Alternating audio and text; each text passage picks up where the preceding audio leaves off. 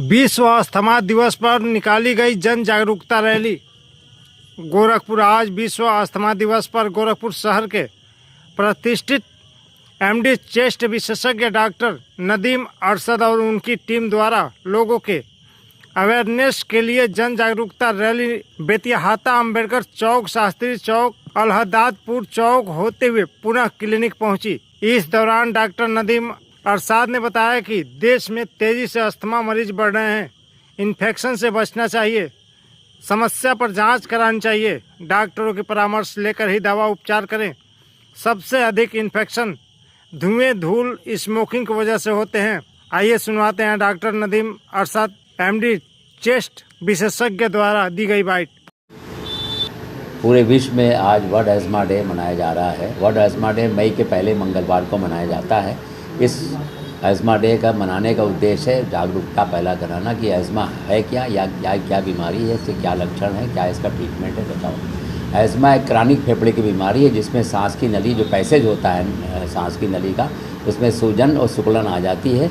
और ये सूजन आती है इसलिए कि इसमें जो अस्थमा की जो नलियाँ होती है स्पैज़ और नैरोइंग की वजह से सूजन और इन्फ्लेमेशन की वजह से सूजन आती है। सूजन और सिकुड़न ही अस्थमा का कारण है। सबसे इम्पॉर्टेंट कारण जो है वो सूजन है, जिसके वजह से जो सांस की नली पतली हो जाती है, मरीज़ सांस का आराम से सांस नहीं लेता, वो कहता है मेरी सांस फूलती है। इसी वजह से सीने में दर्द भी होती है और साथ साथ खांसी भी आती है।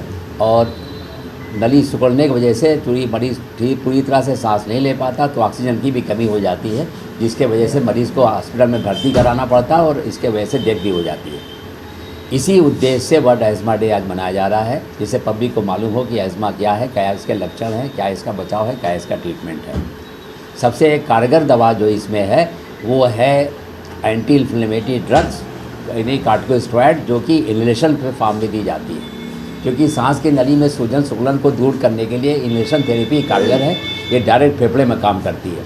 इसी उद्देश्य से वर्ल्ड अस्थमा डे में एक थीम भी दिया जाता है, जो थीम इस साल का है कि access to anti inflammatory inhalation therapy to all with asthma still an urgent need, यानी हर सांस के मरीज़ों को, अस्थमा के मरीज़ों को एंटी इन्फ्लेमेटरी इनहेलर की उपलब्धता ज़रूरी है।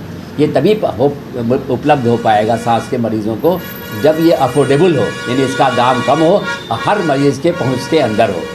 इसीलिए देखा गया है कि जो लो मिडिल इनकम कंट्रीज़ होते हैं, वो चूँकि पुअर कंट्री होते हैं, इसमें सब सांस का मरीज़ इनहेलेशन थेरेपी महंगी होने के कारण ले नहीं पाता, और जिससे उसका अस्थमा अटैक होता रहता है और उसकी हॉस्पिटल में भर्ती भी होता है और डेथ भी हो जाती है। इसी उद्देश्य से हम लोग को आगे बढ़ के ये करना पड़ेगा कि हर सांस का मरीज़, जो अस्थमा का मरीज़ है या सांस का मरीज़ है, उसको इनहेलेशन थेरेपी उपलब्ध हो।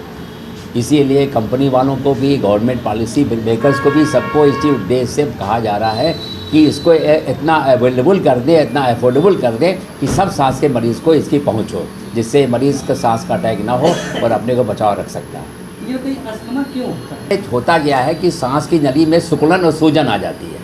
सूजन आ जाती है इन्फ्लेमेशन के वजह से, और एंटी इन्फ्लेमेटरी ड्रग ही कारगर है। क्या कारण है? एलर्जी की वजह से, प्रदूषण के कारण से, प्रॉक्कल से, मौसम चेंज होता है उसके वजह से, धुआं धक्कड़ से, इस सब से सूजन और सिकुड़न आ जाती है। और धुआं धक्कड़, स्मोकिंग, सब चीज़ें होती है, सब इसको जो है वो इन्फ्लेमेशन को करते हैं। और इन्फ्लेमेशन को बचाव के लिए एंटी इन्फ्लेमेटरी ड्रग्स ही कारगर है, और सबसे इम्पॉर्टेंट एंटी इन्फ्लेमेटरी ड्रग्स है कॉर्टिकोस्टेरॉइड। इसीलिए इस थीम, जो इस साल का थीम है कि access to anti inflammatory inhalation therapy to all with asthma, हर सांस के मरीज़ों को, दमा के मरीज़ों को एंटी इन्फ्लेमेटरी ड्रग अवेलेबल हो। ये तभी पॉसिबल हो सकता है जब ये ड्रग अवेलेबल हो, अफोर्डेबल हो, यानी सस्ती हो, हर मरीज़ के पहुंच के अंदर हो, जिससे आराम से मरीज़ खरीद सके।